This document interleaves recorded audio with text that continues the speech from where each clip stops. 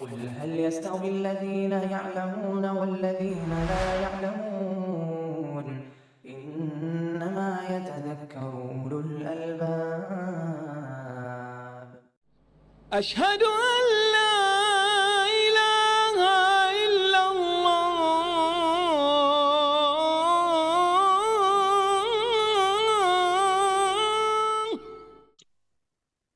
الحمد لله وحده والصلاة والسلام على من لا نبي بعده أما بعد فعن عبد الله بن عمر رضي الله عنهما أن رسول الله صلى الله عليه وسلم نهى عن بيع حبل الحبلة وكان بيعا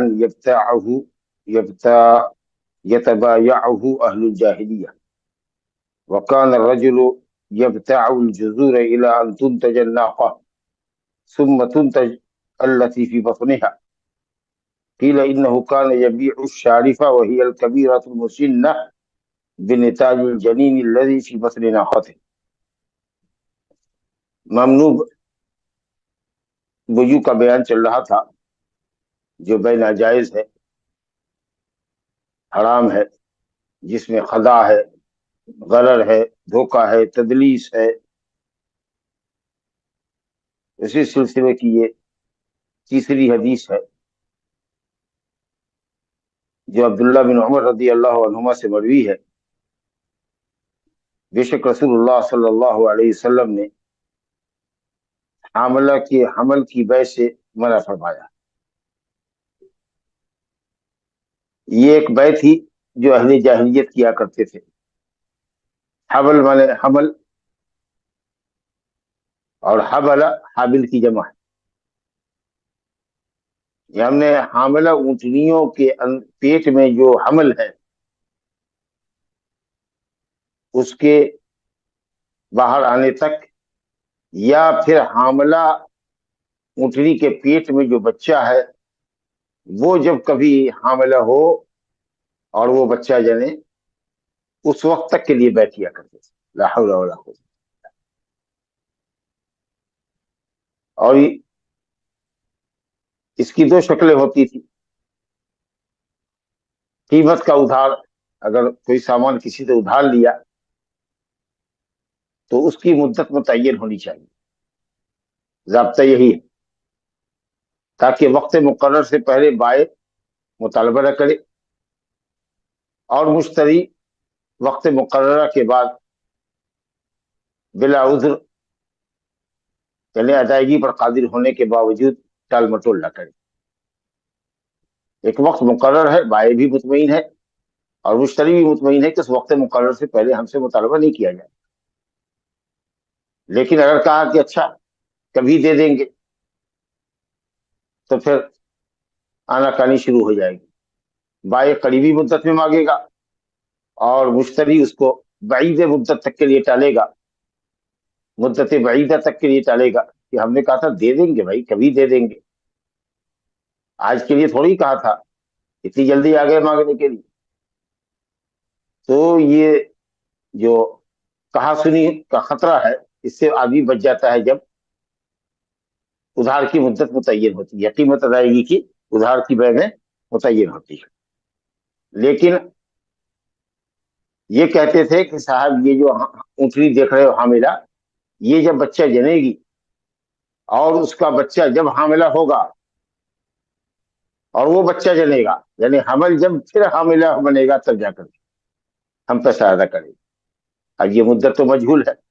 کیا ضروری ہے کہ وہ جو حاملہ اونٹنی ہے اس کے پیٹ میں مؤنث اونٹنی ہی ہو سکتا ہے مذکر ہو سکتا ہے کہ زندہ ہو، مردہ ہو سکتا ہے کہ دو بچہ ہو.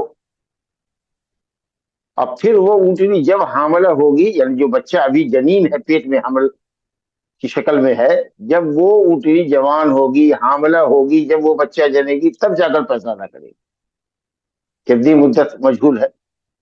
یا کہتے تھے کہ صاحب اس وقت جب یہ حاملہ اونٹنی کا حمل جب حاملہ ہوگا اور اس کے بعد جب وہ ذبح کیا جائے گا تو اس میں 5 کلو گوشت ہمارا ابھی سے بک کر لو. سوائے لہو و لعب کے، فالتو بکواس کے کوئی چیز ہی نہیں. تو اس طرح کی بیع جاہلیت والے کیا کرتے تھے. اس میں یہ ہے کہ ادائیگی کی مدت متعین نہیں، ادھار کی بیع کرتے تھے اور قیمت کی ادائیگی کو حاملہ اونٹنی کے حمل کے پھر حاملہ ہونے اور اس کے حمل جننے تک کے لیے مؤخر کرتے تھے، جو کہ غیر معینہ مدت کی جہالت. اور پھر جیسا کہ میں نے عرض کیا کہ صاحب وہ حمل زندہ بھی اونٹنی جنے گی یا نہیں جنے گی.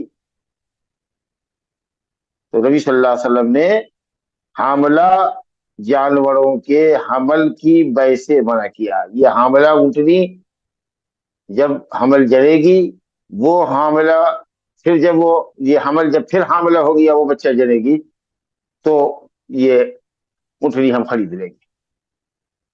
تو مبی مجہول ہے، جو چیز خریدیں گے آپ وہ مجہول ہے.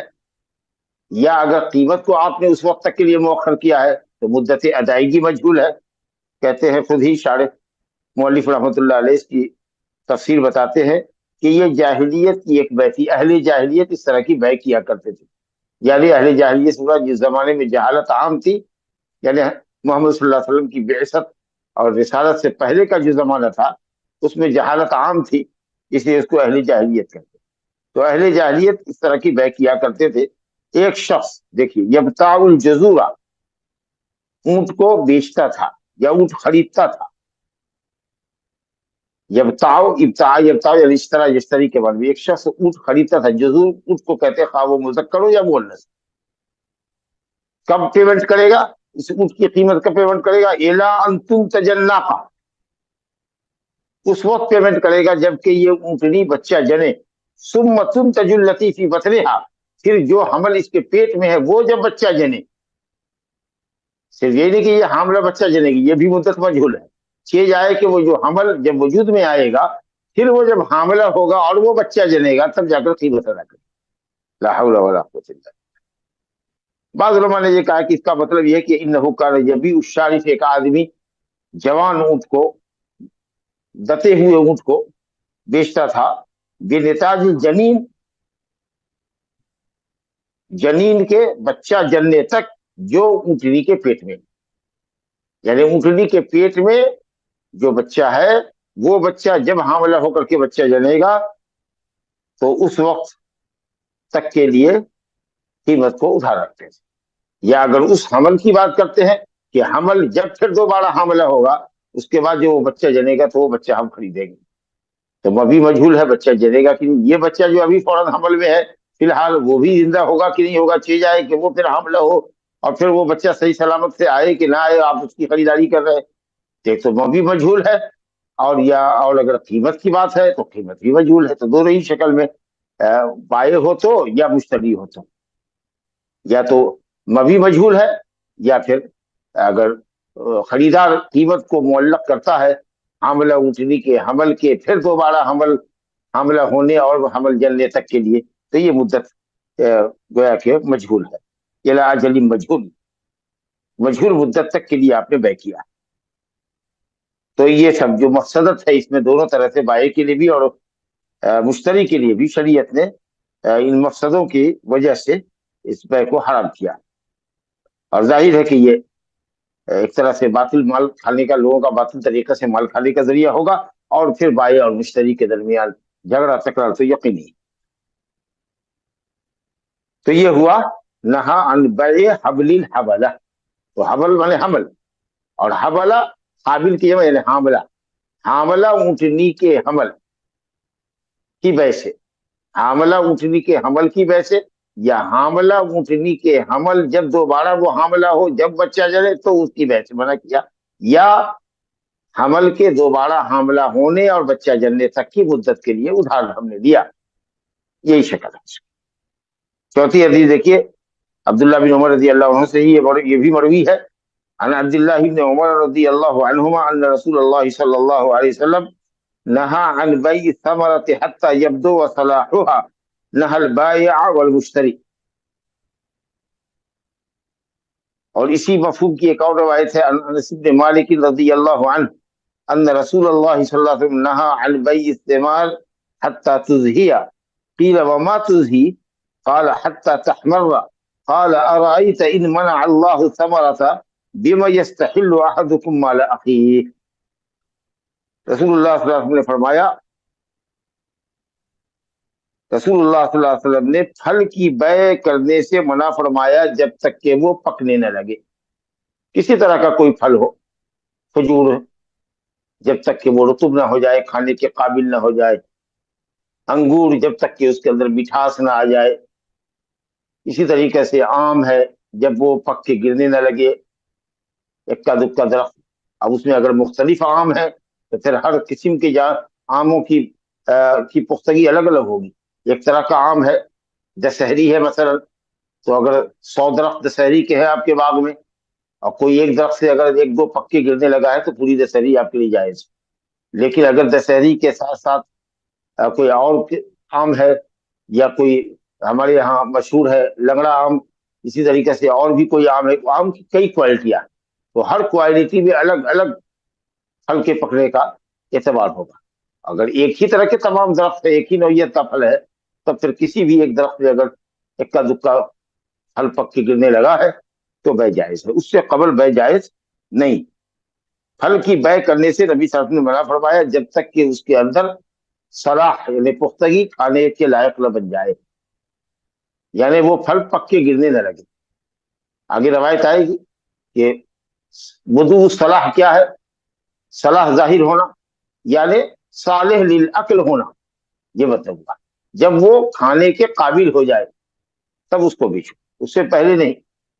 پھلوں کے اندر ہوتا ہے کہ لال ہو جائے پھل، یا کچھ پیلا ہو جائے، کوئی پھل زرد ہوتا ہے، پیلا ہوتا ہے، تو سمجھا جاتا ہے کہ یہ پک گیا یا پکنے کے قریب ہے، یا لال ہو جاتا ہے.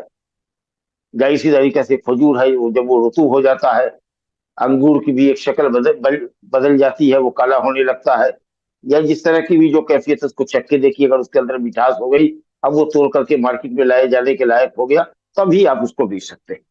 بائع اور مشتری دونوں کو منع کیا ہے. آپ نہ بیچ سکتا ہے آدمی پھل پکنے سے قبل، پھل میں پکنے کا عمل شروع ہونے سے قبل، نہ بائع اس کو بیچ سکتا ہے، نہ مشتری اس کو خرید سکتا ہے، کیونکہ پھل پکنے سے قبل بہت سی آفتوں سے پھل کو گزرنا ہے. بہت تیز ہوا بھی چل سکتی ہے، اولے گر سکتے ہیں، آفتوں کے اور خراب ہونے کے بڑے سارے امکانات ہیں پھلوں کے اندر. لیکن جب پھل اپنے سائز کو پہنچ جاتا ہے اور وہ پک کے گرنے لگتا ہے تو اب بھی ممکن ہے کہ کبھی تیز ہوا چلے گر جائے، کبھی اولے پڑ جائے، لیکن ریئر.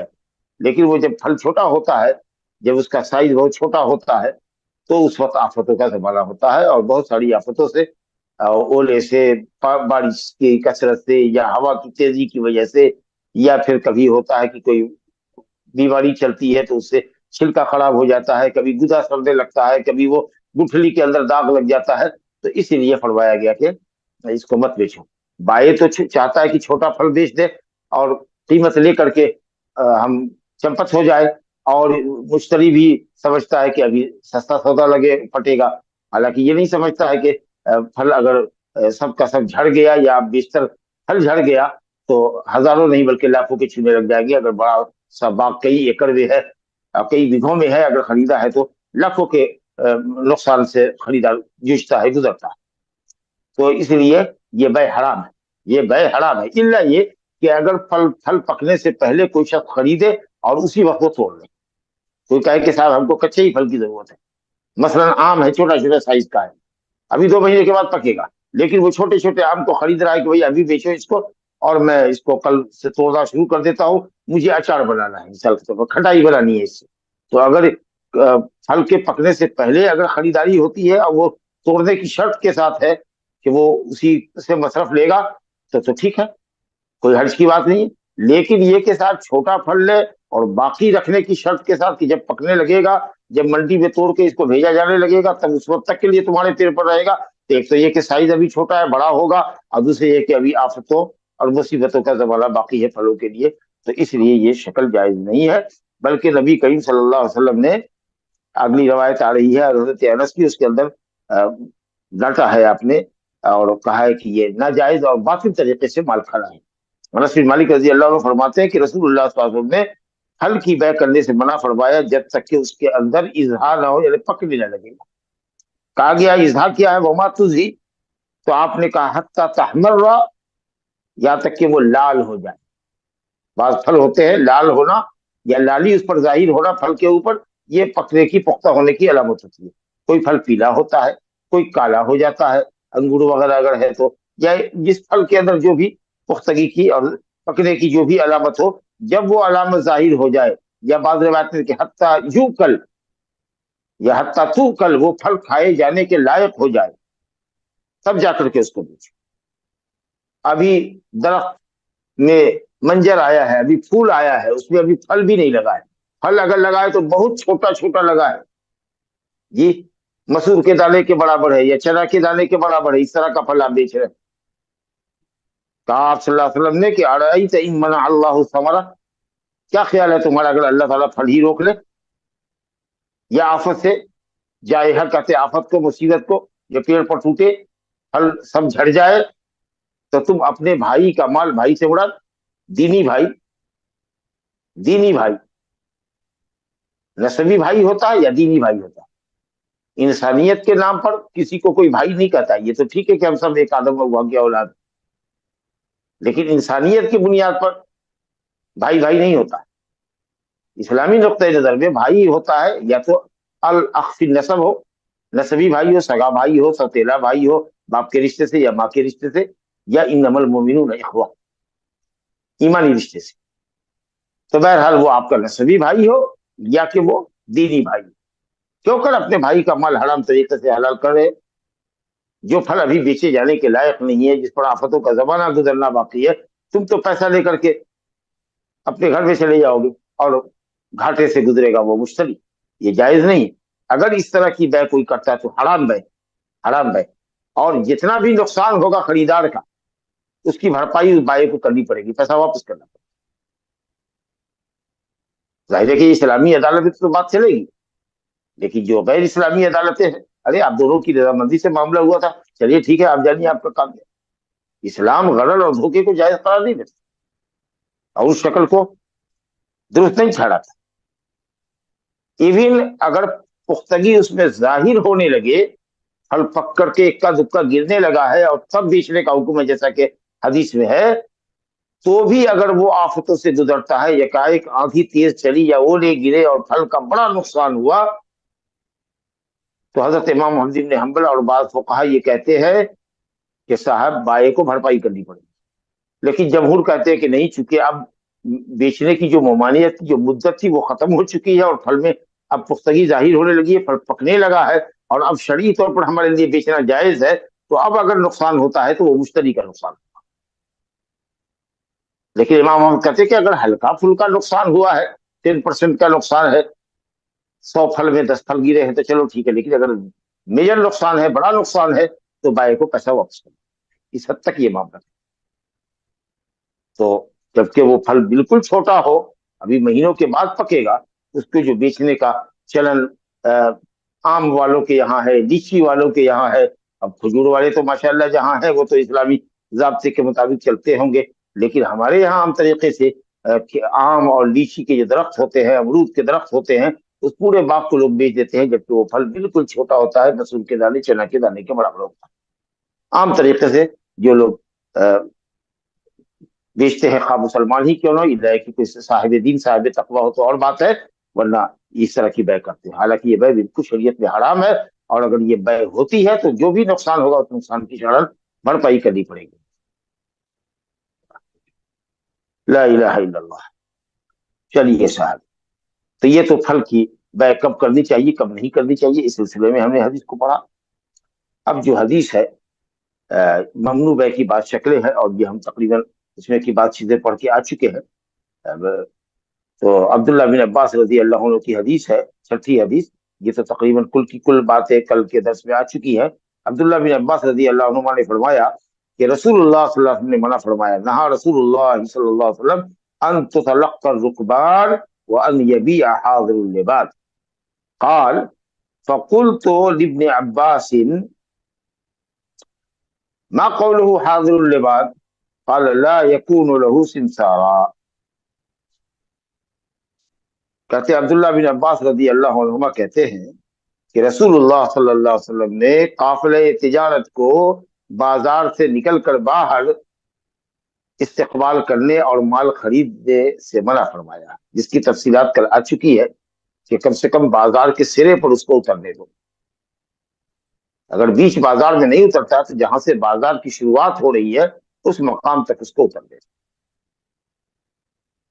کئی کلومیٹر آگے جا کر کے جو مال دیہاتوں سے لایا جا رہا ہے، بادیے سے لایا جا رہا ہے، اس کو جا کر کے خرید لینا اور پھر بازار کے اوپر اپنی چدراہٹ قائم رکھنا اور اس کی قیمت اپنی من مرضی سے متعین کرنا اور عام طریقے سے بائے کو غرر میں مبتلا کرنا، اونے پونے میں خرید لیا، تو یہ سب شکلیں اس کے اندر ہوتی ہیں. اس لیے کہا گیا کہ یہ عمل آپ کا ناجائز ہے. لیکن اگر اس ناجائز عمل کے باوجود بھی بے ہو جاتی ہے تو کل ہم نے پڑھا تھا کہ بائے کو اختیار ہے، اگر وہ بازار آتا ہے اور اس کو لگتا ہے کہ وہ ٹھگا گیا ہے تو وہ بے کو واپس کر سکتا ہے. اور یہ بھی ہم نے کل پڑھا تھا جو اس حدیث کا دوسرا ٹکڑا ہے، وہ یبیع حاضر لبادر، یہ کہ شہری کسی دیہاتی کے لیے بے کرے. دیہاتی مال لے کر آیا، بکریوں کا ایک ریوڑ لے کر کے آیا ہے قربانی کے موقع پر کہ وہ بیچے گا، یا اسی طریقے سے پھل لے کر آیا ہے یا باغ سے سیب اور انگور کی پیٹیاں لے کر کے آیا ہے بیچنے کے لیے. اب شہری اس کے اندر کود پڑا تو کہا گیا کہ اگر وہ دیہاتی ہے، ایون تمہارا باپ کیوں نہیں ہے، تمہارا بھائی کیوں نہیں ہے، تمہارا قریبی رشتہ دار کیوں نہیں ہے، وہ چونکہ دیہات میں رہتا ہے، وہاں سے آیا ہے پھل منڈی میں بیچنے کے لیے، تو شہری کو اس میں انٹرفیئر نہیں کرنا چاہیے. اس کو بیچنے دو، جس بھاؤ سے چاہے وہ بیچے اور اس سے شہر کے لوگ جس بھاؤ سے چاہے خریدیں.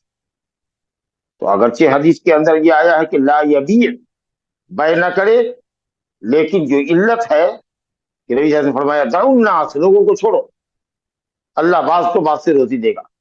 کبھی دیہاتی کو فائدہ ہو جائے گا شہر میں خود سے آ کے بیچے گا تو، اور کبھی شہری کو فائدہ ہوگا کہ مال کی بہتات ہوگی تو اس کو ملے گا. اور اسی طریقے سے یہ علت اس بات سے بھی دلالت کرتی ہے کہ دیہاتی آیا ہے تو اس کو خود خریدنے دو. کوئی سامان اگر خریدتا ہے، میں نے کل بھی بتایا تھا کہ اگر وہ آپ سے مشورہ لیتا ہے تو آپ مشورہ دے دیجئے کہ شہر کی فلاں دکان اچھی ہے، ریجنیبل ہے، وہاں جائیے، قیمت مناسب ہے. آپ بتا دیجیے. یا اگر آپ جاتے ہیں تو آپ خریداری میں تول مول مت کیجیے، ان کو کرنے دیجیے. آپ بیٹھ کے آپ اس کے لیے خریداری نہیں کر سکتے، چاہے وہ آپ کا رشتے دار کیوں. جانے دیجیے، دکاندار کو فائدہ ہوگا. تو اسی لیے جو علت بتائی گئی ہے وہ علت خریداری میں بھی آتی ہے.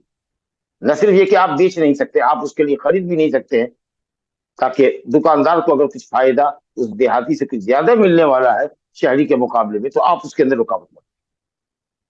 اور دوسری بات یہ کہ با یبیع جس طریقے سے بیچنے کے معنی میں آتا ہے، یہ کلمہ ازداد ہے، خریدنے کے معنی میں بھی آتا ہے. مبتاع مشتری کو بھی کہتے ہیں اور بائع کو بھی.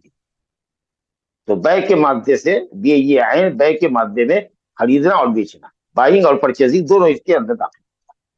اس لیے راجح قول یہ ہے کہ نہ خرید سکتے ہیں آپ ان کے لیے اور نہ ان کا سامان بیچ سکتے ہیں. بے کے لیے تو لفظ صریح ہی ہے، لا یبیع، نہ بے کرے، لیکن لفظ بے چونکہ شراء کے معنی کو بھی شامل ہے. اور جو علت ہے کہ چھوڑو، دیہاتی شہری دونوں ایک دوسرے سے فائدہ اٹھائے، جن کو جہاں جیسے موقع ملے گا فائدہ اٹھانے کا اپنا اٹھائے گا، ان کو چھوڑو، کیوں بیچ میں تو باتیں. حضرت عبداللہ بن عباس سے پوچھا کہ کیا مطلب ہے حاضر لباس کا، کہ شہری دیہاتی کیا بے نہ کرے یا اس کے سامان کو نہ بیچے. تو انہوں نے کہا کہ لا یکون لہ سمسارا، اس کے لیے دلالی نہ کرے. اور ظاہر ہے کہ لفظ دلالی جو ہے بتاتا ہے کہ صاحب کچھ عوض لے کر کے اس نے کہا ہے کہ بھئی میاں صاحب آپ دیہات سے آئے، ٹھگے جائیے گا، مجھے شہر کا پورا ریٹ معلوم ہے، شہر کے اندر 10 سبزی منڈیاں ہیں، سب کا ریٹ میں نے معلوم کیا ہوا ہے، اس لیے میں مناسب قیمت پر آپ کو بیچ کر دوں گا، آپ مجھے اس کے بدلے میں اتنا پیسہ دے دیں گا. تو سمسار نہ ہو، اس کا مطلب یہ کہ اگر بغیر سمسرہ کے، بغیر دلالی لیے ہوئے، اجرت کچھ لیے ہوئے، صرف خیر خواہی کے نام پر اگر بیچنا چاہ رہا ہے تو حضرت عبداللہ بن عباس رضی اللہ عنہ کے قول کا تقاضا یہ ہے کہ یہ جائز قرار دے. اور کہتے ہیں کہ یہ دین خیر خواہی کا. کل بھی میں نے کہا تھا کہ اس مسئلے کو الدین النصیحہ سے مستثنا سمجھیے. دعوا الناس، دعوا الناس، نبی صلی اللہ علیہ وسلم نے فرمایا کہ لوگوں کو ان کے حال پہ چھوڑو، دلالی یا غیر دلالی. کہ बगैर भी लोगों को छोड़ो वो अपने तौर पर बेचे। देहात से आया है बकरी बेचने के लिए, जानवर बेचने के लिए आया तो बेचने दो जिस कीमत पर चाहे। और आजकल तो दुनिया एडवांस हो गई है, मोबाइल का जमाना है, देहात के लोग भी इसलिए अब बेवकूफ नहीं रहे, बहुत तेज और चालाक हो गए, और मंडी का पता मालूम कर लेते हैं कि कौन सी चीज कैसे बिक रही है, आढ़त के अंदर कैसे बिक रहा है, और जहां पर वो होलसेल मंडी है वहां कैसे चल रहा है मामला, सारी कुछ चीजें उनको पता होती सब जाते। तो अब तो कोई मसला ही नहीं है कि उसमें आप इंटरफेयर करें, सबको सब पता होता है। ला इलाहा इल्लल्लाह। तो सही कौल यह है कि पैसा लेकर के हो या सरखाही की बुनियाद पर हो, शहरी न देहाती के लिए व्यय करे न शिरा करे। आइए एक हदीस और देखते हैं, शायद इसमें कुछ नई चीज मिले हमको। अन अब्दुल्लाह इब्न उमर रज़ियल्लाहु अन्हुमा क़ाल नहा रसूलुल्लाह सल्लल्लाहु अलैहि वसल्लम अनिल मुज़ाबनति अन यबीअ समरा हायतिही इन कान नखलन बितमरिन कैला व इन कान कर्मन अन यबीअहु बिज़बीबिन कैलन औ कान ज़रअन अन यबीअहु बिकैल तआमिन नहा अन ज़ालिका कुल्लि। बहुत अच्छी हदीस है और इसमें कई शक्लें नहीं आ रही हैं अभी हमारे सामने, ममनू बै की कई शक्लें आ रही हैं। अब्दुल्लाह बिन उमर रज़ी अल्लाह अन्हुमा फरमाते हैं कि रसूलुल्लाह सल्लल्लाहु अलैहि वसल्लम ने मुजाबना से मना फरमाया। मुजाबना जबन से, जा बा नून, जबन के माने होता है अद्दफ व बिशिद्दा, कुव्वत से किसी को धक्का देना। वो शक्ल ऐसी है बै की ये होती थी कि भाई ये जो दरख्त है आपका जिस पर फल लगा हुआ है खजूर मसलन, वो अब खाने के लायक हो गया, रुतब हो गया, तो अंदाजा कीजिए कि ये रुतब जब तमड़ बनेगा, जब वो सूखेगा, उसका गीलापन जब खत्म होगा और जब वो सख्त होगा दाना जो तमड़ कहलाता है, तो जाहिर है कि कब होगा।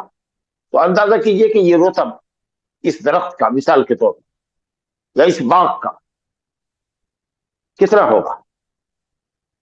तो जो अंदाजा करने वाले लोग होते हैं उनको मलका होता है, लेकिन चाहे जितना भी मलका हो, कुछ तो ये अंदाजा ही है ना, तो उसमें तो कुछ उलटफेर होगा ही। तो मिसाल के तौर पर मिसाल देते हैं कि अंदाजा करने वालों ने, 2-3 आदमियों ने मिलके अंदाजा किया कि इसमें 100 कुंटल खजूर आएगी, समर आएगा। अभी तो ये 150 कुंटल है रुतब में, लेकिन जब ये सूखेगा तो 100 कुंटल तमड़ बनेगा। चलिए भाई, हमने कहा नहीं भाई 100 कुंटल नहीं बनेगा, अभी ये 150 कुंटल है, 125 कुंटल है, सूखने के बाद जब ये तमड़ बनेगा तो 75 कुंटल बनेगा। बाएं बाग वाला कहा कि नहीं साहब ये लोग गलत कह रहे हैं, 150 कुंटल से ज्यादा अभी है और सूखने के बाद ये 125 कुंटल तमड़ आएगा। अब हम उसकी बात को काट रहे हैं, वो हमारी बात को काट रहा है, गोया बातों की लड़ाई चल रही है, एक दूसरे को धक्का दे रहे हैं, बातों से बातों को धक्का दे रहे हैं कि नहीं इतना नहीं इतना आएगा, वो कहता नहीं इतना नहीं इतना ही आएगा, सब अपनी अपनी तरफ खींचातानी कर रहे हैं। चलिए एक मामला तय हो गया, 100 कुंटल ही आएगा, चलो। तो हमने कहा कि 100 कुंटल ले लो, ये पूरा बाग हमारे लिए छोड़। ये बै मुजाबना है और नबी साहब ने मना फरमाया है, और उसकी वजह क्या है कि खजूर की बै खजूर से हो,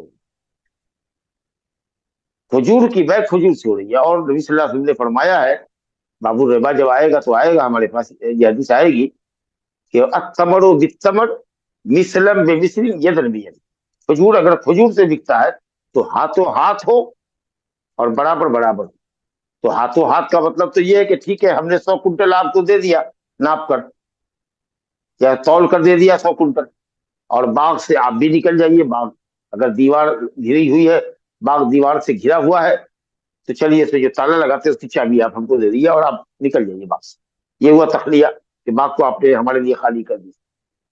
तो यदन भी यदि तो ठीक है हो गया, लेकिन बिसलम में भी बिल्कुल बराबर बराबर होना चाहिए, ये कभी मुमकिन कभी मुमकिन नहीं कि आपने 100 कुंटल का है तो वो 100 कुंटल ही आएगा जिसको हमने 100 कुंटल आपको अभी दिया। हो सकता है कि 99 कुंटल आवे, हो सकता है कि 101 कुंटल आवे, चलिए 2 किलो ही पर आ जाइए, 2 किलो कम बेच हो सकता है कि नहीं हो सकता है, अंदाजा तो फिर भी अंदाजा है। तो ये हराम है क्योंकि बराबर सराबर नहीं हो सकता। تو اس لیے فرمایا گیا کہ بے مزابنہ جائز نہیں ہے کہ درخت پر لگے ہوئے پھل کا، کھجور کا یا انگور کا، کہ ابھی یہ انگور ہے، رس بھرا انگور، گریپس، جب یہ سوکھے گا 2 مہینہ کے بعد، جب یہ زبیب بنے گا، منقع بنے گا، کشمش بنے گا، تو کتنا؟ تو ابھی اندازہ ہے کہ 200 کنٹل ہے، لیکن منقع بننے کے بعد وہ 100 کنٹل آ جائے گا۔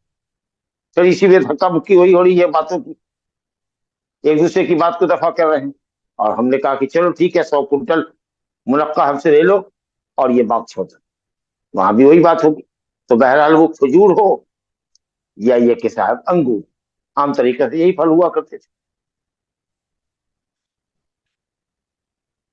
تو فرمایا گیا کہ یہ بے مزابنہ ہے کہ آدمی اپنے باغ کے پھل کو، ثمر کو، ثمر کہتے ہیں وہ پھل جو ابھی درخت پہ لگا ہوا ہے اور گیلا کھجور ہے، رطب ہے، اس کو بیچے تمر کے بدلے میں۔ تمر کہتے ہیں جو سوکھ چکا ہے، کیلر ناپ کر کے کہ چلو یہ ہم 100 یا 1000 نپنا دے دیتے ہیں، ایک اتنا بڑا نپنا ہے کوئی سائز کا، اس سے 1000 دے دیتے ہیں، یہ باغ چھوڑ،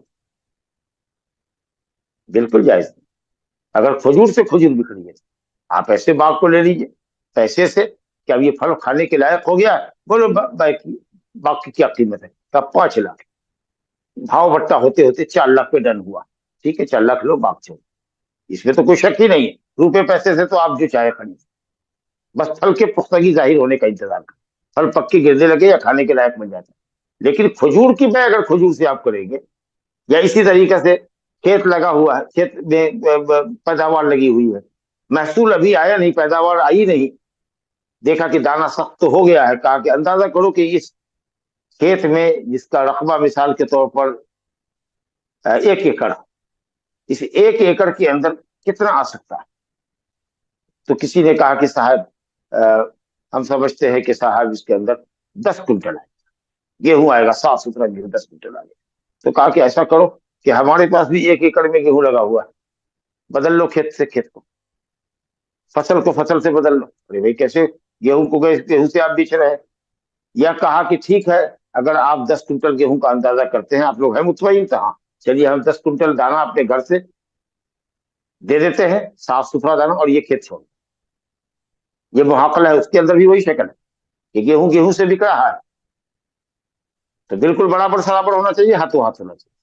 تو محاقلہ کھیتی کی بے کھیتی سے، دانے کی بے لگی ہوئی کھیتی سے، جبکہ دانا ایک ہی جنس کا ہو، گیہوں گیہوں سے ہو، اور اسی طریقے سے کھجور کی بے کھجور سے اگر ہو رہی، انگور کی بے منقع سے ہو رہی ہے، ایک اندازے کے مطابق کہ یہ انگور ابھی تو اتنا ہے، سوکھنے کے بعد جب یہ منقع اور کشمش بنے گا تو اتنا بنے گا، اتنا ہم سے منقع لے لو اور باغ چھوڑو تاکہ ہم رس بھرے انگور کھائیں اور بازار میں بیچیں۔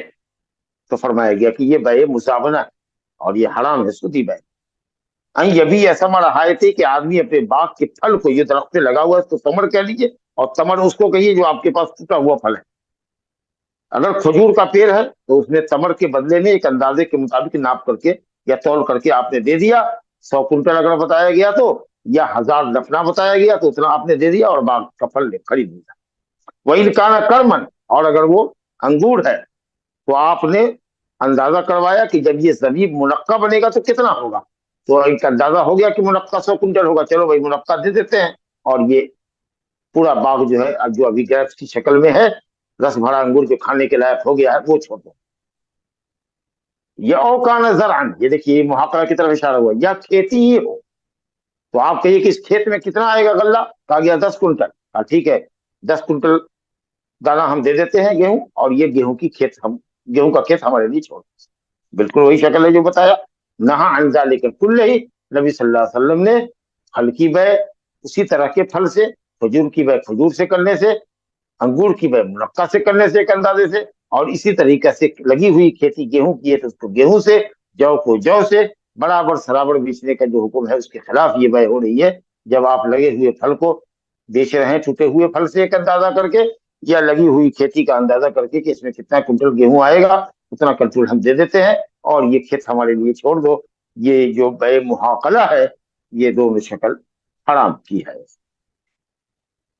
اس سے ایک شکل نکلی ہوئی ہے بے مزابنہ سے، جس کو عرایا کہتے ہیں، وہ بے مزابنہ سے نکلی ہوئی شکل ہے، اس کا ذکر انشاءاللہ اپنی جگہ پر ہے۔ 8ویں حدیث جو اس باب کی ہے ممنوع بیع کی، وہ ہے جابر بن عبداللہ رضی اللہ عنہما سے، کہتے ہیں کہ نہى النبی صلی اللہ علیہ وسلم عن المخابرة والمحاقلة وعن المزابنة وعن بيع الثمرة حتى يبدو صلاحها وألا تباع إلا بالدينار والدرهم إلا العرايا۔ جابر بن عبداللہ انصاری رضی اللہ عنہ سے روایت سے کہتے ہیں کہ نبی صلی اللہ علیہ وسلم نے مخابرہ سے منع کیا، محاقلہ سے منع کیا ہے، مزابنہ سے منع کیا، اور پھل کی بیع پکنے سے پہلے کرنے سے منع کیا۔ تو ماشاءاللہ پھل کی بیع پکنے سے پہلے کرنے کی بات تو ہم کے آ چکے ہیں، اللہ یہ کہ آدمی بیع کرے اور اسی وقت توڑ دے تو بال اتفاق جائز ہے، لیکن یہ کہ چھوٹا پھل لینا اور پکنے تک کے لیے اس کو درخت پر چھوڑنا اور چھوڑنے کی شرط کے ساتھ خریدنا یہ حرام عمل ہے۔ اور اگر اس کے بعد بھی یہ صورت ہو جاتی ہے تو پھر نقصان اگر ہوتا ہے پھل خریدنے والے کو تو اس کے نقصان کی تلافی کے لیے بائع کو تیار رہنا چاہیے۔ تو یہ بھی ہم پڑھ کے آ چکے ہیں۔ محاقلہ اور مزابنہ بھی ہم نے سنا کہ مزابنہ کہتے ہوئے لگے ہوئے پھل کو، ٹوٹے ہوئے پھل، لگے ہوئے پھل کا اندازہ کر کے کہ جب یہ رطب تمر بنے گا، جب یہ عنب زبیب اور منقع بنے گا تو کتنا ہوگا اتنا ہم دے دیتے ہیں ابھی منقع، اور تمر دے دیتے ہیں سکا ہوا، یہ بات چھوڑ۔ اور محاقلہ لگی ہوئی کھیتی کا اندازہ کر کے کتنا کنٹل اس میں آئے گا اتنا کنٹل غلہ لے لو، کھیت چھوڑ دو۔ یہ تو محاقلہ اور مزابنہ بھی ہم نے پڑھا۔ اس میں ایک نیا لفظ ہے وہ عن المخابرہ۔ یہ خبار کیا ہے؟ مخابر جو خبار سے ہے، یہ خبار کہتے ہیں نرم ہموار زمین کو جو قابل کاشت ہو۔ اسی سے خبیر کہتے ہیں کسان کو جو ہل چلاتا ہو، اس کے اندر بیج ڈالتا۔ تو مخابرہ کا مطلب یہ کہ زمین پر معاملہ کرنا۔ زمین ہماری ہے، مثال کے طور پر 1 ایکڑ زمین ہے، وہ ہم نے کسی کھیتی کرنے والے کو جس کے پاس کھیت نہیں ہے یا کھیت ہے بھی لیکن ہم خود بذات خود کھیتی نہیں کرتے، تو ہم نے کسی کو دے دیا کہ بھئی ایسا ہے کہ آپ ہماری زمین کو جوتیں اور اس میں بیج ڈالیں، سیراب کریں، کھاد پانی دیں، یہاں تک کہ جو پیداوار ہوگی وہ پیداوار ہمارے آپ کے درمیان بٹے گی برابر سے، نصف بچے یا 40-60% کے ریشیو سے بچے، یا 33 تمہارا، 36.36 ہمارا ہو، یا 1/3 تمہارا، 2/3 ہمارا، یا کام کرنے والا جو اس میں بو رہا ہے وہ کہے کہ ہم 2/3 لیں گے، 66% ہم لیں گے، 33% آپ لیں گے، جس معاملے پر گفتگو ہو، اس کو کہتے ہیں مخابرہ۔ المعاملہ علی الارض، زمین کے اوپر معاملہ کرنا۔ ایک شخص کی زمین ہے، دوسرا شخص اس میں محنت کر رہا ہے، غلے اپجا رہا ہے، اس کو مخابرہ کہتے ہیں۔ تو نبی صلی اللہ علیہ وسلم نے منع کیا، جبکہ نبی صلی اللہ علیہ وسلم نے خود خیبر کی زمین یہودیوں کو دی کہ اس میں زمین میں پیداوار لگاؤ، اس میں غلے اگاؤ، غلے پیدا کرو، باغ میں سینچائی کرو، سیرابی کرو، اور باغ کی دیکھ ریکھ کرو، جو بھی پھل آئے گا، جو بھی کھیتی سے محصول آئے گا، جو بھی دانہ آئے گا، وہ آدھا ہم لوگ لے لیں گے، آدھا یہودی لیں گے، اس کو ہماری اصطلاح میں کہتے ہیں بٹائی دینا، یعنی نصف پر۔ جیسے مزارع ہوتا ہے نا، مزاربہ ہوتا ہے نا، مزاربہ کی پیسہ ہم نے دیا، آپ محنت کریں، 5 لاکھ ہم نے آپ کو دیا، کاروبار کرو، اتفاق ہو گیا کہ کون سا کاروبار کریں گے، آپ کی محنت ہے، لگن ہے، آپ لا رہے ہیں، بیچ رہے ہیں، خرید رہے ہیں، اور حساب کر رہے ہیں، جو منافع آ رہا ہے اس میں کا آدھا آپ آدھا۔ تو اسی طریقے سے زمین ہماری ہے، محنت آپ کی ہے، جو پیداوار آئے گی، جو محصول اس سے آئے گا، جو غلہ پیدا ہوگا، وہ آدھا ہم لوگ بانٹ لیں گے، یا جس ریشیو سے ہمارے درمیان شرط ہے۔ تو نبی صلی اللہ علیہ وسلم نے کیا، ساری دنیا میں یہ عمل چل رہا ہے، اپنی جگہ پر آئے گا، صرف حنفیہ کہتے ہیں کہ یہ جائز نہیں ہے، حالانکہ ابو یوسف امام محمد نے بھی وہاں پر امام ابو حنیفہ کا ساتھ نہیں دیا۔ کیا ساری دنیا کے اندر مخابرہ ہوتا ہے، ساری دنیا کے اندر مزارع ہوتا ہے، زراعت کے اوپر معاملہ ہوتا ہے، کھیت کسی کا اور زراعت کوئی کرتا ہے، اور پھر جو پیداوار ہوتی ہے وہ برابر سے بانٹا جاتا ہے۔ تب پھر یہاں پر کیا مطلب ہے کہ جب یہ اتنی بڑی چیز ہے اور بالکل واضح روایت ہے، متفق علیہ روایت ہے کہ نبی صلی اللہ علیہ وسلم نے مزارع اور مخابرہ کیا ہے، تو پھر آپ کے یہاں منع کرنے کا کیا مطلب ہے؟ تو منع کرنے کا کئی مطلب ہے اس کا، تاکہ دونوں روایت میں تطبیق ہو سکے۔ ہوتا یہ تھا جاہلیت کے اندر کہ لوگ زمین تو دیتے تھے بٹائی کرنے کے لیے، کہتے تھے کہ ایسا کرو کہ اس کے آدھے حصے میں گیہوں کر دو اور آدھے حصے میں جو کر دو، ٹھیک ہے، جو تمہارا اور گیہوں ہمارا، یا کام کرنے والا جو عامل ہوتا ہے، جو زارع ہوتا ہے، جو کھیتی کرتا، وہ کہتا کہ ٹھیک ہے گیہوں ہم لیں گے، جو آپ لیجیے۔ ہو سکتا ہے کہ جو کی پیداوار بہت تھوڑی ہوئی ہو، گیہوں زیادہ ہوا ہو، یا ہو سکتا ہے کہ جو ہی بہت آیا ہو اور گیہوں اس کے مقابلے میں کم ہوگا، تو دھوکا ہوگا، کوئی نہ کوئی تو ٹھگا جائے گا۔ یہ شکل اگر محاورے کی ہے، مزارع کی ہے، کھیتی پر معاملہ کرنے کی اگر یہ شکل ہے تو ناجائز۔ کسی طریقے سے یہ کہا کہ زمین بانٹ لیا، آدھی زمین میں ایک لکیر دے دی یا مٹی سے اس کو ڈیوائڈ کر دیا، کہا کہ پورب کا حصہ تمہارا اور آدھا پچھم سے ہمارا، کھیتی پورے میں کرو لیکن پورب سے جو پیداوار ہوگی وہ ہماری ہوگی آدھی کھیت کی، اور پچھم والا جو حصہ ہے آدھا کھیت کا وہ تمہارا ہوگا۔ ہو سکتا ہے کہ کبھی پچھم والے حصے میں غلہ آئے، پورا والا حصہ کوئی پودا نہ نکال سکے، ہو سکتا ہے پورب والا حصہ فائدہ مند ہو، پچھم والا کمزور پڑ جائے۔ یا اسی طریقے سے کرتے تھے کہ جس طرف سے نہر اور ندی چل رہی ہے تو اس طرف کی زمین والا لے لیتا تھا، کیونکہ وہ زمین خود ہی اندر سے پانی جذب کر لیتی تھی، تو ادھر سے پیداواری ہوتی، گویا پیداواری حصہ زمین والا لے لیتا، غیر پیداواری جو حصہ تھا جدھر کم پیداوار ہوتی وہ رب الوال کرے گا۔ یہ ایک شکل یہ بھی ہو سکتی کہ کہا کہ بھئی یہ دیکھو، یہ 1 ایکڑ زمین ہے، 1 ایکڑ زمین ہے، اس کے اندر جو بھی پیداوار آئے، جتنی آوے، ہم کو 10 کنٹل چاہیے، 10 کنٹل سے آگے جو آوے گا وہ تمہارا ہوگا۔ آپ یہ شرط لگا رہے، اگر 10 کنٹل سے آیا تو آپ ہی نے لے لیا، بیچارہ مزدور جس نے محنت کی تھی اس کو تو کچھ بھی نہیں ملا۔ یا اگر 9 کنٹل آیا، 8 کنٹل ہی آیا تو وہ 2 کنٹل اپنے گھر سے آپ کو دے گا، ایک دانے کا فائدہ تو آپ کی زمین سے ہوا نہیں، 3 مہینے کی محنت اس کی رہ گئی، تو سرپلس وہ اپنے گھر سے آپ کو دے رہا ہے۔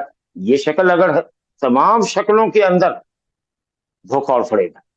لیکن اگر اس طرح ہو کہ پوری زمین تم کھیتی کرو اور اس میں جو بھی پیداوار آئے گی ہم نصف بانٹیں گے، یا سلس تم لوگے 2 سلس ہم دیں گے، یا 40-60 کا ریشیو رہے گا، 60 ہمارا 40 تمہارا، لیکن پوری مشترکہ پیداوار میں ہم یہ ریشیو سے تقسیم کرے گا، الحمدللہ کوئی حرج، کوئی دھوکہ نہیں۔ پھل آیا، کھیتی آئی، غلہ پیدا ہوا، یا باغ میں پھل آیا جس کو مساقات کہتے ہیں، سیرابی کے اوپر معاملہ دینا کہ صاحب درخت کی دیکھ ریکھ کرو، اس میں سینچائی کرو، جی اس پر نئی مٹی چڑھاؤ، اور درختوں کے اوپر حشرات الارض کو مارنے والی دوائیوں کا چھڑکاؤ کرو، وغیرہ وغیرہ۔ تو وہ باغ کے اوپر عمل ہوتا ہے، یہ کھیت غلے کے اوپر عمل ہو رہا ہے۔ تو جو باغ کے اوپر ہوتا ہے اس کو مساقات کہتے ہیں، سقی سے، وہ بھی آئے گا اپنی جگہ پر۔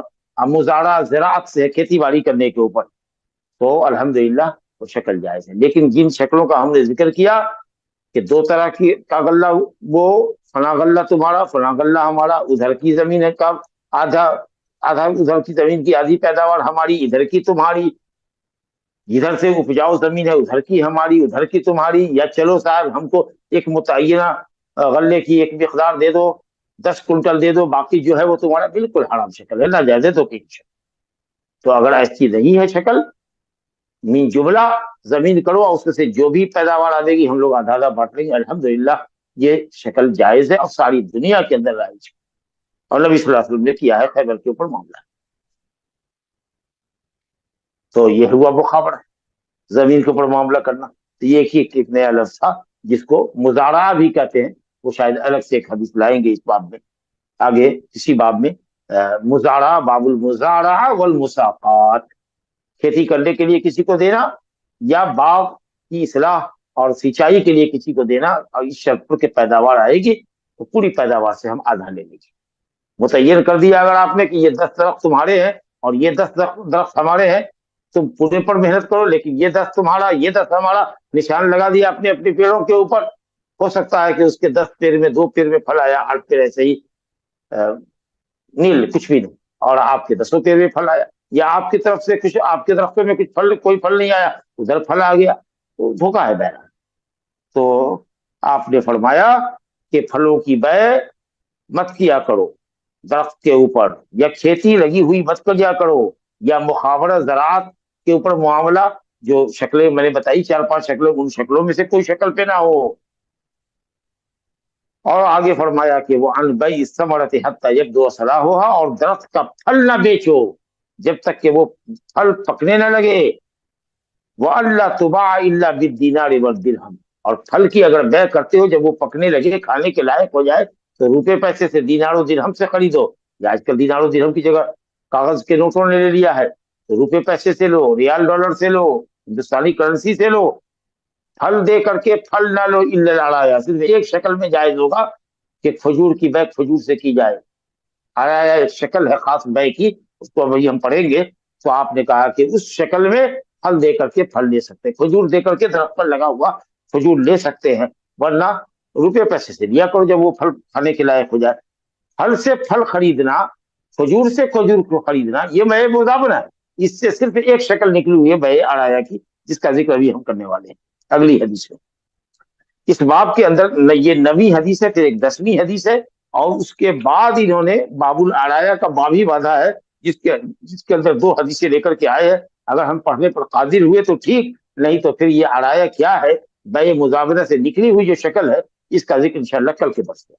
میں نے اس کو اس لیے مؤخر کیا ہے کہ چونکہ اس نام سے باب ہی الگ مؤلف نے قائم کیا ہے، اور عرایا کا جو مسئلہ ہے وہ الگ سے حدیث میں بیان کیا گیا ہے، اس لیے ہم اس کی تفصیل میں ابھی جانا نہیں چاہتے. چلیے صاحب، محاقلہ اسی کو کہتے ہیں بیع الحنطۃ فی سنبلھا بحنطہ. گیہوں جب وہ اپنے خوشے میں ہو، ابھی بالی میں ہو، تو اندازہ کرنا کہ صاحب اس بالی سے گیہوں کتنا آئے گا، اتنا گیہوں دے دیتے ہیں، اور اس کو محاقلہ کہتے ہیں. اب مزابنہ درخت پر لگے ہوئے پھل کا اندازہ کرنا کہ یہ رطب جب، یا یہ انگور جب منقع بنے گا، یا یہ رطب جب تمر بنے گا تو کتنا ہوگا اتنا دے دیتے ہیں، اور باغ کا پھل چھوڑ دیتے ہیں. یہ سب ہم سمجھ چکے ہیں. 9ویں حدیث اس باب کے اندر ہے، ابو مسعود انصاری بدری صحابی ہیں، ان سے روایت ہے ان ابی مسعود الانصاری رضی اللہ عنہ ان رسول اللہ صلی اللہ علیہ وسلم نہا عن ثمن الکلب ومہر البغی وحلوان الکاہن. اور اسی مفہوم کی ایک حدیث ہے، نیچے بھی ہے، اس کے اندر صرف ایک نئے لفظ کا اضافہ ہے. اس حدیث کو بھی پڑھ لیتے ہیں. وعن رافع بن خدیج رضی اللہ عنہ ان رسول اللہ صلی اللہ علیہ وسلم قال ثمن الکلب خبیث ومہر البغی خبیث وکسب الحجام خبیث. ابو مسعود انصاری رضی اللہ عنہ سے روایت ہے، رسول اللہ صلی اللہ علیہ وسلم نے کتے کے ثمن سے منع فرمایا، کتے کو بیچنے سے اور اس کی قیمت لینے سے منع فرمایا. کتا انتہائی خبیث اور انتہائی نجس جانور، بلکہ انجس الحیوانات. پیشہ کرو، اچھا کرو، روزی روٹی کے لیے کمانے کے بہت سارے ذرائع، مقاصد طیبہ ہونی چاہیے، کمائی کا ذریعہ پاکیزہ ہونا چاہیے. گھٹیا رتی پیشہ مت کرو. کتے کی بیع کر رہے ہو، لا حول ولا قوت الا باللہ. کتے کی بیع سے منع فرمایا. اب چاہے وہ کتا معلم ہو، سکھایا ہوا ہو، ٹرینڈ ہو، یا کہ غیر سکھایا ہوا ہو، غیر معلم ہو، چاہے وہ شکار کا کتا ہو، یا مال مویشی کی حفاظت کے لیے پالا گیا ہو، یا کھیت کھلیان کی اور گھر کی حفاظت کے لیے کتے پالے گئے ہوں جو بیش قیمتی ہوتے ہیں، باہر ملکوں سے منگائے جاتے ہیں، شیفارڈ اور کیا سب ہوتا ہے کہ کتنی قسمیں ہوتی ہیں. کسی طرح کا کوئی کتا ہو، اس کا خریدنا اور بیچنا ایک مسلمان کے لیے حرام ہے، اور اس نام پر جو کمائی آتی ہے وہ بالکل حرام. نہا رسول اللہ صلی اللہ علیہ وسلم کل ایک خبیث جانور کو، ناپاک جانور کو بیچنے کی کمائی کرتے ہیں. اتنا بڑا ناپاک کہ دنیا میں کوئی جانور ناپاک، ایون سور کا جوٹا بھی 1 مرتبہ دھونے سے پاک ہو جائے گا، لیکن کتے کا جوٹا 7 مرتبہ دھونے سے پاک ہوگا، اس میں 1 مرتبہ مٹی سے مانجنا ہوگا. تو چاہے کتا معلم ہو کہ غیر معلم، جائز نہیں کتے کا بیچنا. اسی طریقے سے بلی کا بیچنا جائز، بلا کا بیچنا جائز نہیں ہے. اسے دھندا چل رہا ہے لوگوں، حرام. کتے کی اگر آپ کو ضرورت ہے کسی سے، ایسے ہی اگر کوئی دے دیتا ہے مفت میں تو لے لیجیے، ورنہ جو آوارے کتے ہوتے ہیں، جو کتی بچہ دیتی ہے ہر شہر میں، ہر دیہات کے اندر، وہی سے جائیے چھوٹا کتے کا پلہ لے آئیے اور اس کو پال پوس کر کے اپنے گھر میں اس کو ٹرین کر دیجیے، ہو گیا.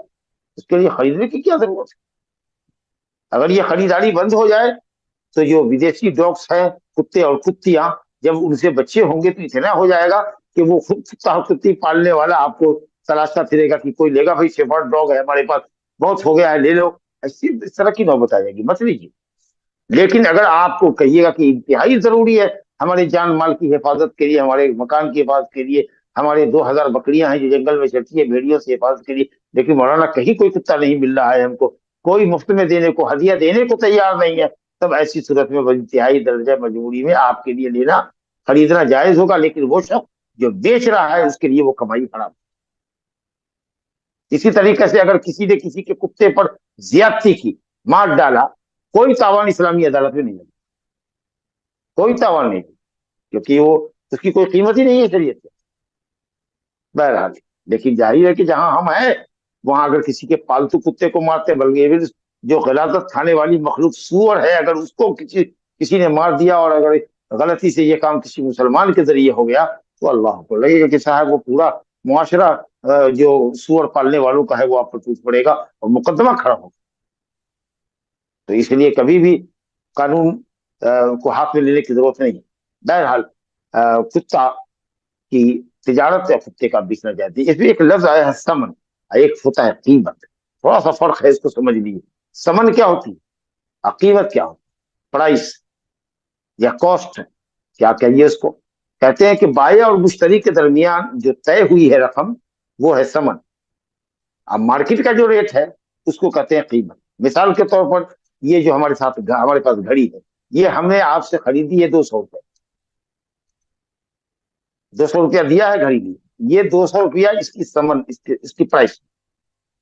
और कीमत वो है जो बाजार में। अब गई इसी घड़ी को लेकर के तो कई दुकानों में हमने तलाशा तो 225 से 225 रुपए से 225 से कम में नहीं। तो वो ही कीमत है मार्केट का रेट है। और हमारे आपके दरमियान जो डील हुई है, जिस प्राइस पर हमने लिया है और आपको दिया है, वो 10 है, वो कीमत, वो समन है। 10 रुपए की किताब हमने आपसे ली है, वो किताब मार्केट में 12 रुपए है, वो 10 रुपया जो हमारे आपके दरमियान तय हुआ है, जो हमने दिया है और आपने लिया, वो है समन, और कीमत वो है जो मार्केट। तो बहरहाल, कुत्ते के समन से, यानी कुत्ता खरीदने वाला और बेचने वाले के दरमियान जो उस शेफर्ड डॉग की जो कीमत है, ये जो प्राइस हुई है, उसको समन कहते हैं। तो कुत्ते के समन से नबी साहब ने मना कर।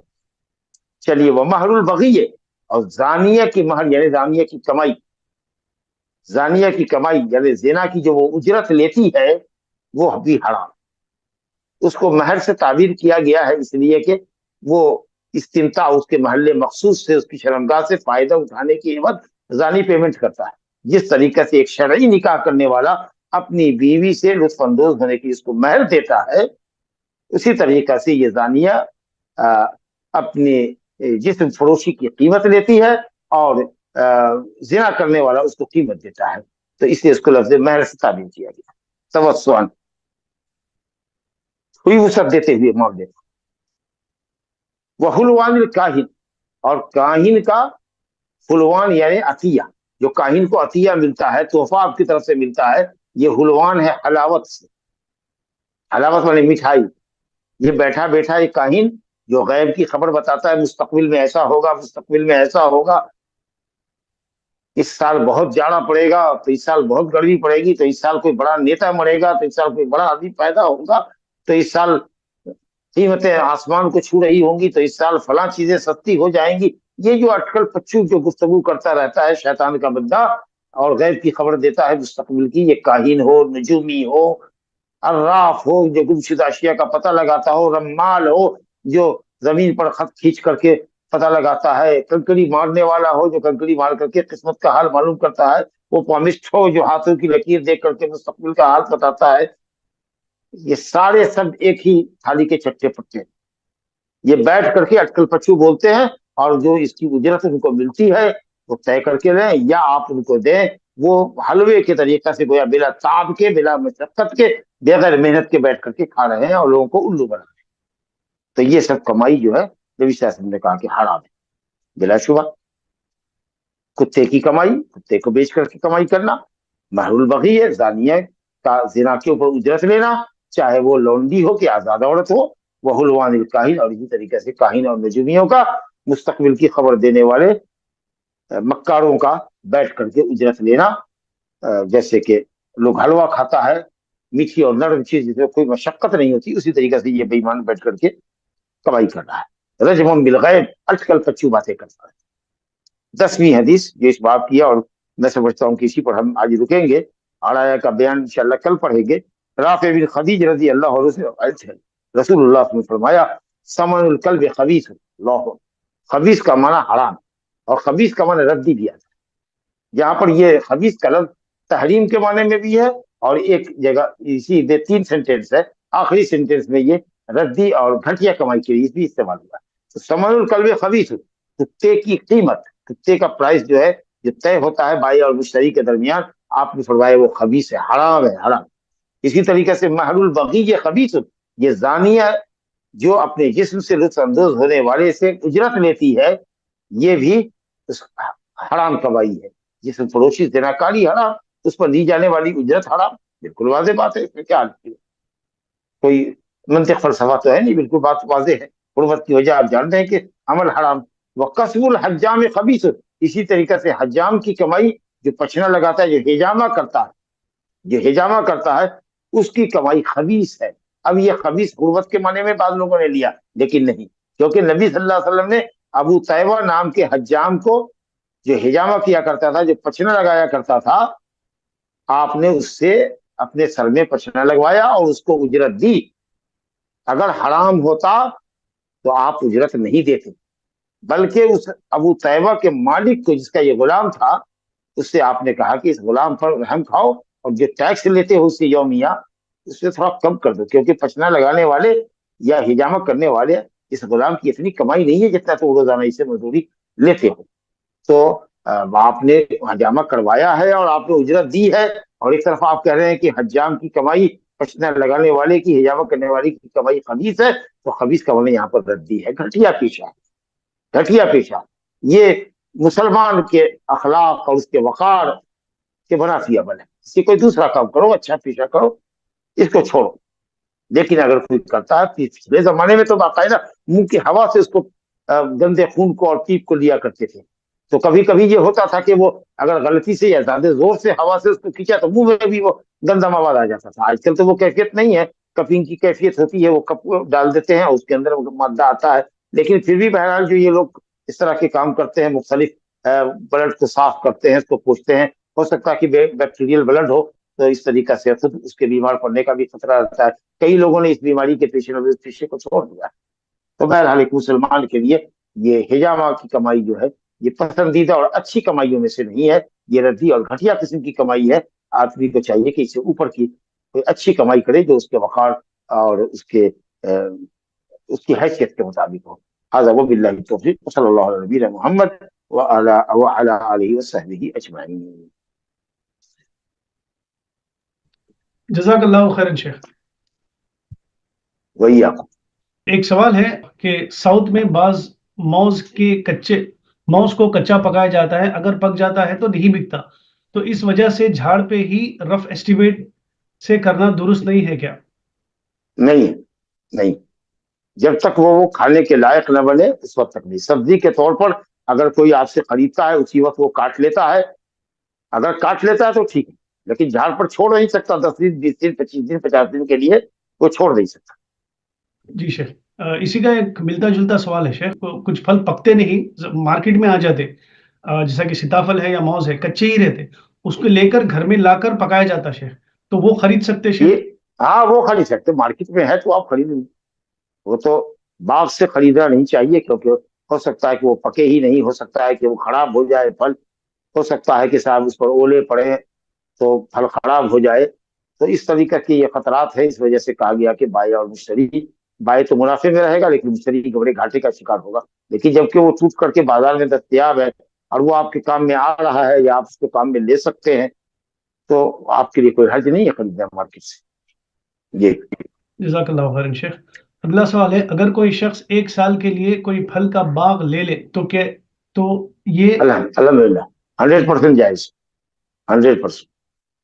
आप पूरा बाग ही ले लीजिए, उसके अंदर उसकी इस्लाह दुरुस्तगी करवाइए, दवा का छिड़काव कीजिए, पानी डालिए, जमीन को कुरेदिए कुदाल से, या जो होता है फावड़ा वगैरह चला करके जमीन को ढीला कीजिए, नरम कीजिए, उसमें पानी दीजिए, मिट्टी फल दरख्त की जड़ में चढ़ाइए, और इस तरीके से आप मेहनत मशक्कत करते हैं और आपने 1 साल के लिए 2 लाख में वो बाग ही खरीद लिया है, 1 साल के एग्रीमेंट पर, या 5 साल के एग्रीमेंट पर 5 लाख रुपए में आपने बाग खरीद लिया है, वो जायज।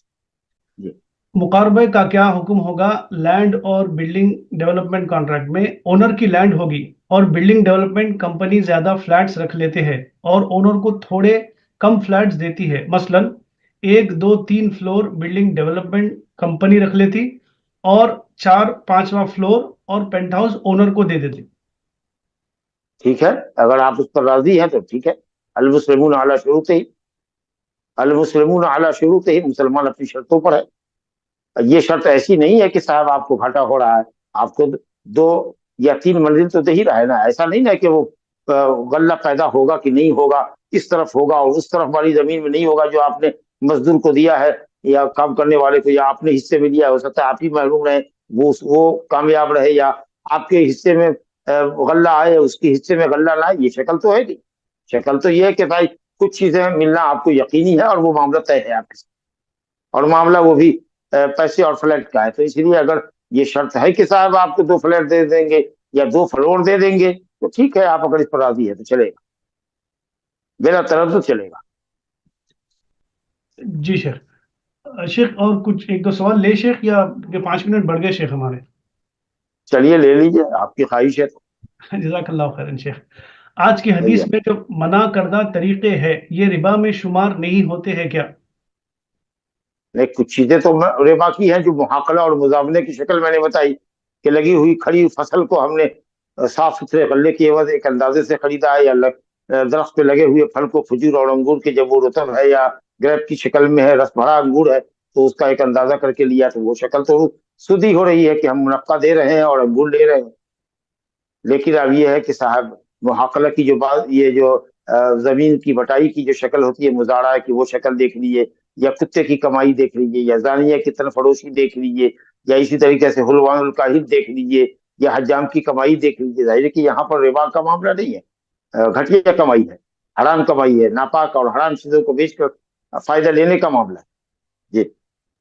क्या ये बात सही है कि उमर बिन अब्दुल अजीज रहमहुल्लाह ने मुखाबरा मुजाहरा को बैन कर दिया था?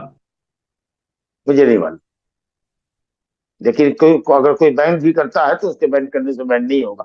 शरीयत में जो चीज जायज है वो जायज है, लेकिन इल्ला ये कि कोई वही ममनुआ शक्ल हो।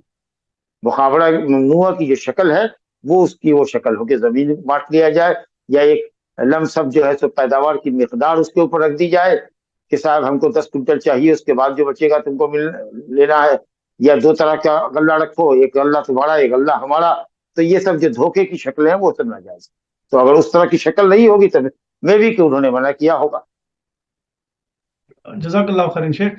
भाई लोग हम आज इसी पर इत्तेफाक करेंगे इंशाल्लाह, कल कंटिन्यू करेंगे। जज़ाकल्लाह खैरन शेख।